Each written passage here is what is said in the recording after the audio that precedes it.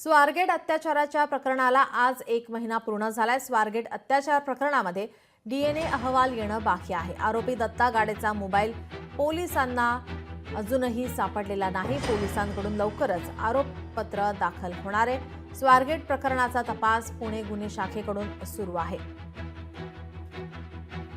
स्वारगेट प्रकरणामध्ये डीएनए अहवालाची प्रतीक्षा आहे। आरोपपत्र लवकरच सादर होणार आहे। या प्रकरणाला आता 1 महिना आज पूर्ण झालाय।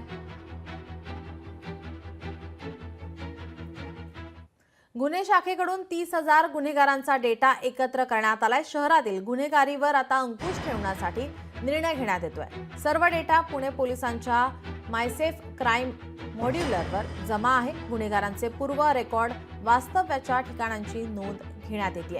पुणे शहरातील गुन्हेगारीवर आता अंकुश ठेवण्यासाठी गुन्हे शाखेकडून तब्बल 30,000 गुन्हेगारांचा डेटा एकत्र करण्यात आलाय।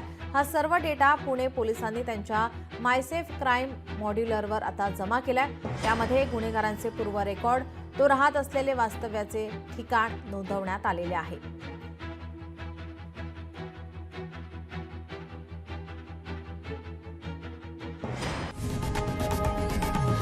लोकशाही मराठी ऐका, पहा, जागरूक रहा।